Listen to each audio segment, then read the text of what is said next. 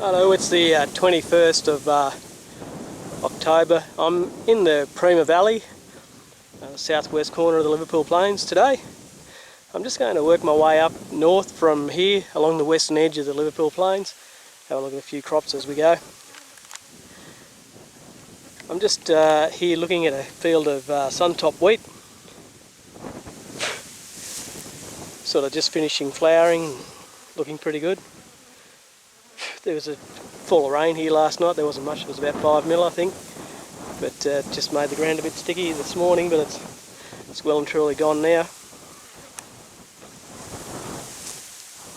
Just on the other side of this laneway there's a paddock of Spitfire wheat.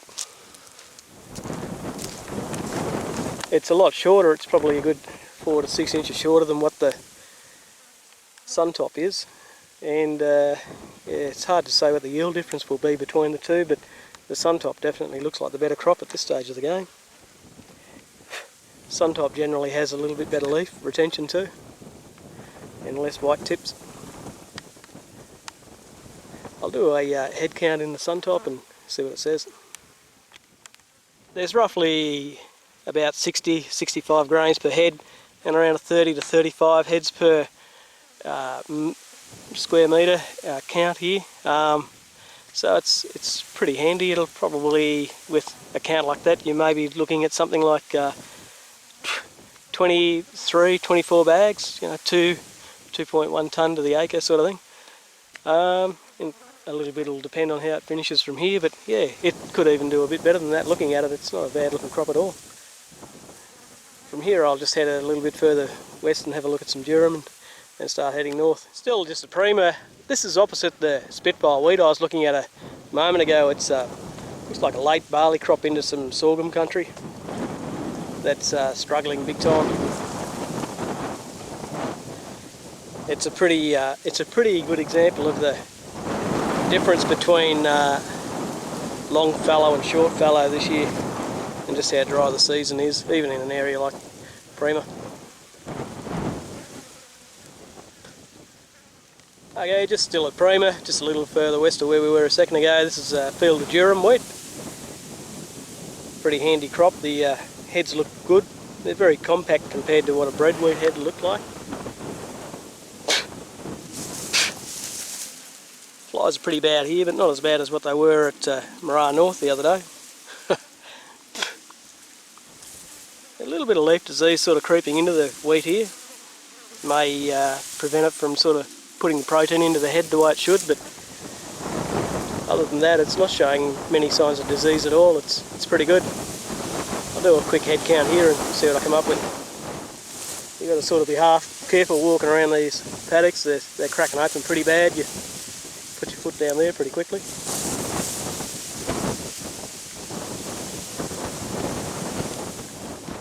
The head count and grain count are very similar to the sun top that we were looking at there a moment ago. They're around 60 odd grains per head on average, and around that 35-40 per metre, square metre. So yeah, a lot of potential in this crop at the moment. Anyway, I'll head up towards Tambar Springs and have a look there. Thanks. Just at Tambar Springs now, at a place called Mullaley.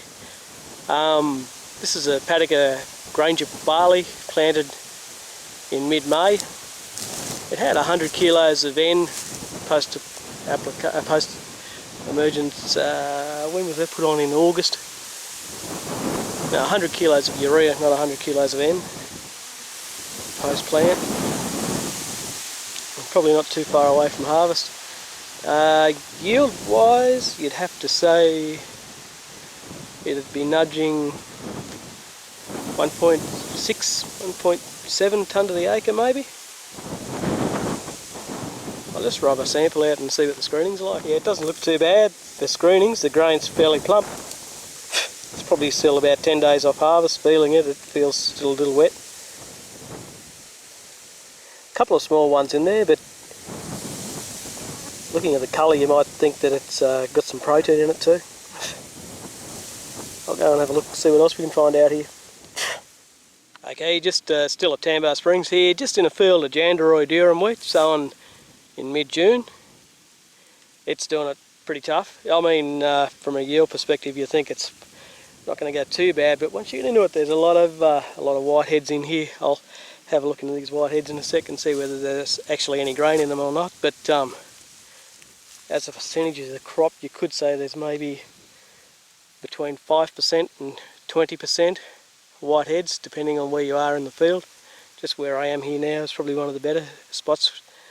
In the one of the areas I've walked through to get here was probably one of the worst spots. So there's a fair variation in the field.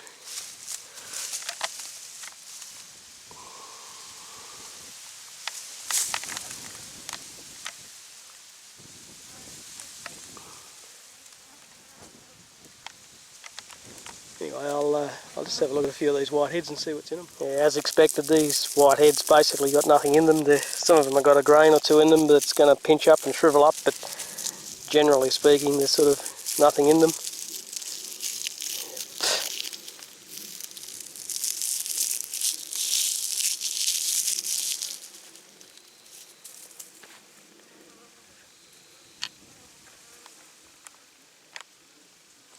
Keep moving down here and see what else we can see. But yeah, this I suppose this part, Mullaley sort of south in this area, has in the past been a little bit prone to disease in the durum wheat, and that is why a lot of people have stopped growing it this year and last year. And maybe it's time for a break crop here too. Anyway, I'll have a look, see what else we can see. Just to give you some idea how dry it is here in the wheel tracks, the cracks in the ground, basically as wide as your foot. Just in a field of Granger here, short fallow, still at Tambar Springs. It's planted about the same time as that other barley we were looking at. The grain size is a little smaller here, probably due to paddock history more than anything else. Oh well, apart from the really crappy season we're having. But all in all, the barley looks like it's done really well. It's come through a lot better than the wheat has. Yield wise, you'd probably have to put a couple of tonne at least on this block, and on the block across the road maybe a little more. See what the grain size does at harvest time. Okay, still here at Tambar Springs, just looking at an irrigated field of Jandaroy durum wheat. 14th of June. Sown on the 14th of June. It's been sown under a centre pivot here. It's had 4 waterings. Probably needed all 4 too, judging by how dry the rest of the fields are here.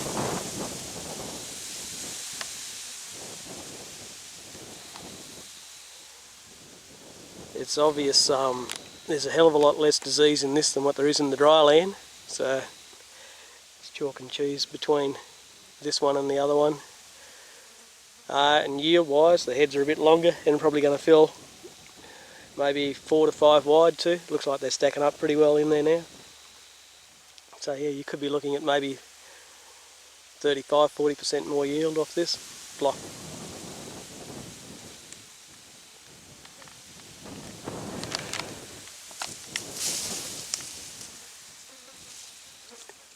I'm still at Tambar Springs here. We're in a field of Jandaroy durum wheat again. This is long fallowed out of 2013 canola. It's not as good as the irrigated durum, obviously, but it's still a pretty handy crop, and it's showing a lot less disease than what the shorter fallow, I suppose you'd call it, durum was, that we looked at a little earlier. Far less disease, you know, you flat out seen an off head here where, you know, you could easily see an off head in the other stuff. So from a yield perspective, you'd have to say that this is going to go, you know, it could give 1.8 tonne to the acre a nudge quite easily, maybe a little more. Looks quite good, all the heads are nice size. Establishment's good, yeah, all up it looks pretty good. The dry finish is probably going to push some protein into it, but it may see the odd grain pinch up as well, but generally durum doesn't screen out as bad as the bread wheat, so it should get by.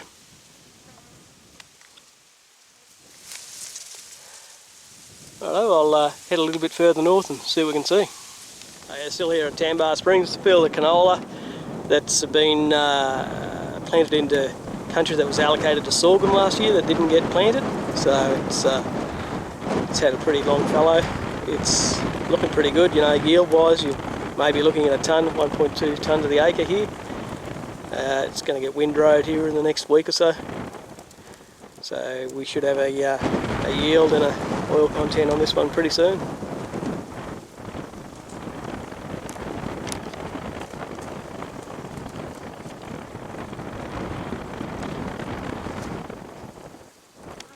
Still at Tambar Springs, just in another field of Granger barley here. It's on mid to early May. It's yeah, all the barley we've seen just in here has looked pretty good so far. All going to go probably close to that 2 tonne mark or thereabouts.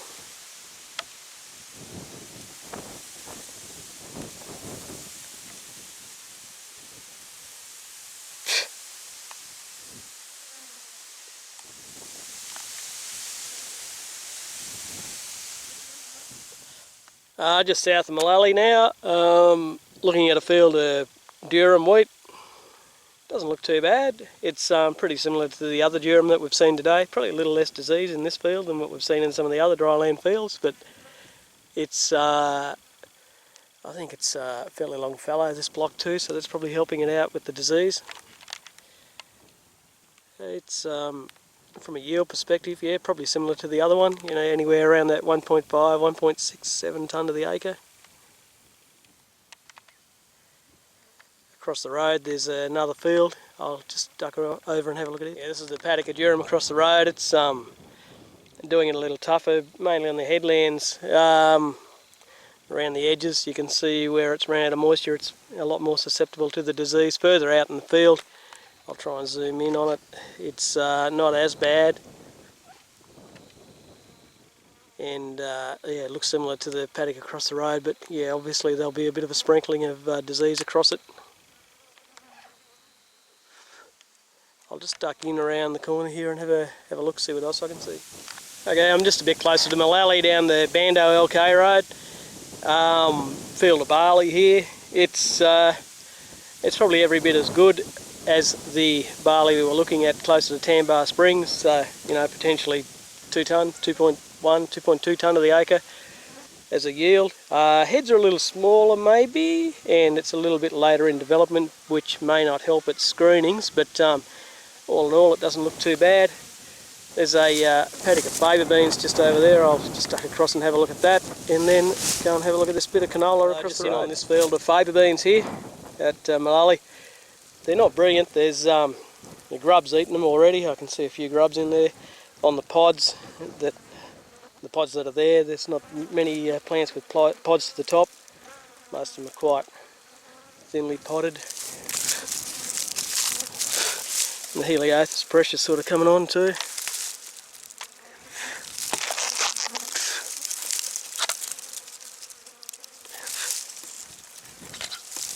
So unless these wheel tracks are from a spray rig, I think he's going to have some serious bug damage issues in here. Anyway, I'll duck across and have a look at this canola. Okay, here's this canola. Not a lot to see at canola at this stage of the game. This looks like a pretty good crop.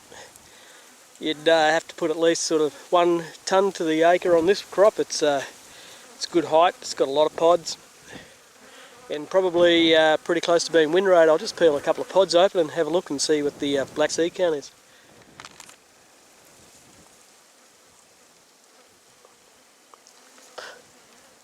Most of the pods look pretty much like this, so yeah, pretty close to being windrowed. So they would put this canola in the bin in maybe 10 or 14 days.